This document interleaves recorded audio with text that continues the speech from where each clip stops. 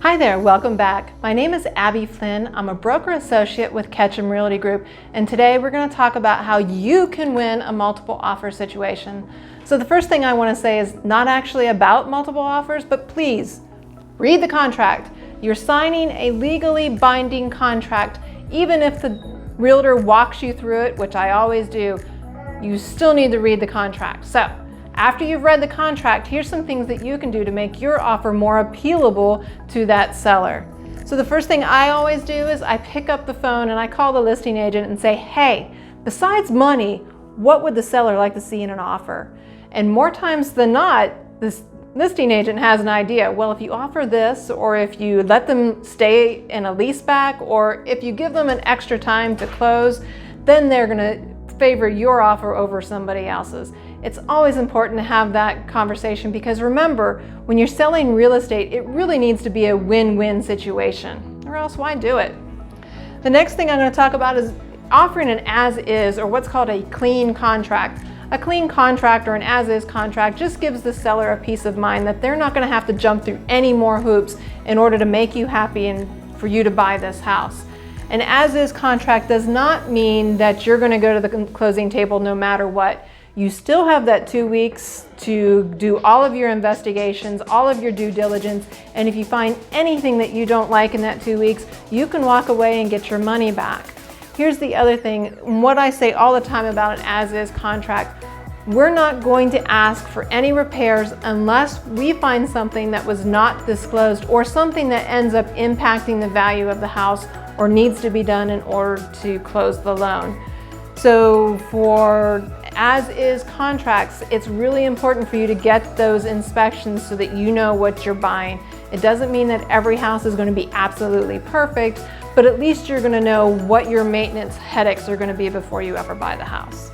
Next thing I'm going to talk about is winning multiple offers is get that pre-approval letter from your lender. A pre-approval letter is a lot better than a pre-qualification letter. That means the lender has looked at your assets, they've looked at your bank accounts, they've looked at everything that they're probably going to look at to qualify you for the loan, and they are comfortable. Sometimes I have asked lenders to write me a personal letter, especially we had a case.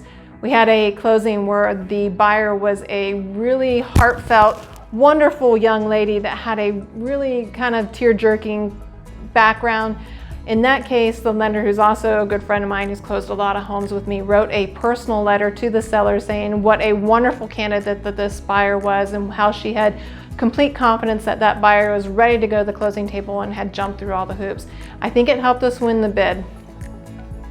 The next thing I would say is that include a personal appeal letter.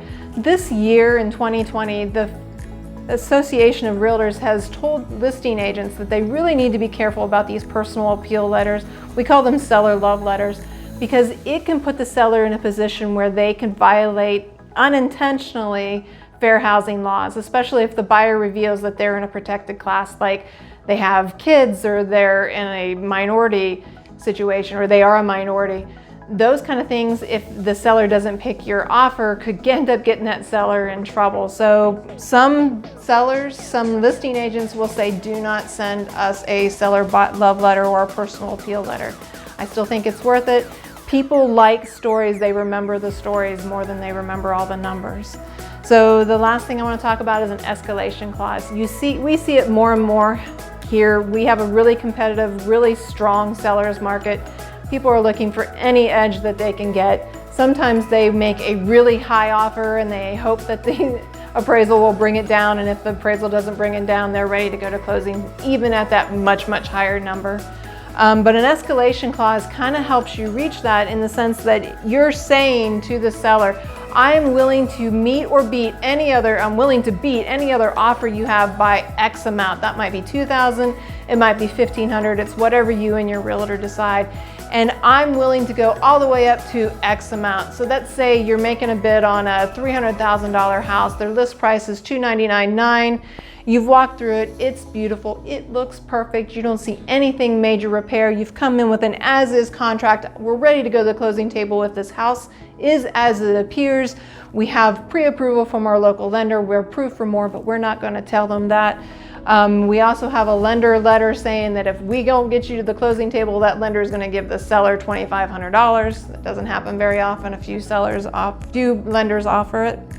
You've included that personal appeal letter, and then that final escalation clause says that you're going to meet any other offer they have and beat it by $5,000 all the way up to your top number, which may be $325 or whatever you're comfortable with. And that sometimes the sellers will come back and just ask you to pay $325 for the house. That's really a question then that you need to have, or a conversation you need to have with your realtor about what you're comfortable with. Negotiations don't necessarily have to end there. Sellers, even in a competitive offer situation when they have multiple offers to pick from, can negotiate with maybe one or two of the buyers at a time. So if you have any other questions about real estate in Tallahassee, be sure to check out our other videos, check out our webpage, or just give me a call. We look forward to hearing from you. Thanks.